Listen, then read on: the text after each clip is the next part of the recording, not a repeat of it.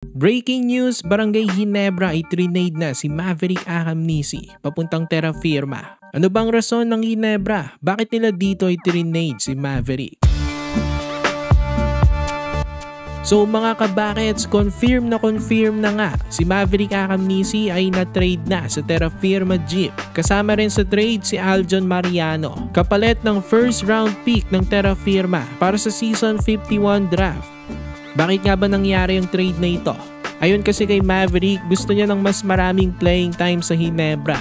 Well, malaki naman ang kanyang minuto. Nung nasa finals nga sila recently, 21 minutes ang minuto nito. Pero mas maliit nga yan kung ikukumpara sa dati niyang team na Converge, na kung saan 30 plus minutes ang kanyang minuto. Kaya naman nag-request siya ng trade para ma-maximize ang kanyang career sa ibang team. At guess what? Nag-grant ang wish niya kaagad. Dahil nasa Terra Firma na siya, mukhang malaki-laki ang kanyang magiging minuto. Makakasama niya pa ang kanyang kapatid na si Jerick. Isang solid naman na player itong si Maverick, pero ang Terra Firma ay nasa rebuilding phase, so mas mahihirapan siyang makapagkampiyon dito.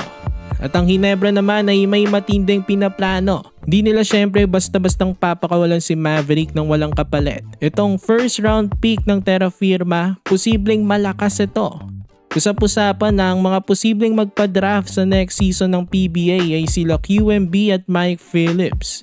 Swak sa Ginebra yon dahil gustong-gusto nila magkaroon ng reliable big man sa kanilang team.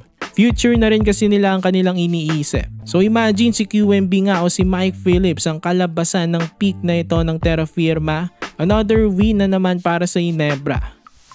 Pero kayo mga kabakets, anong masasabi nyo dito?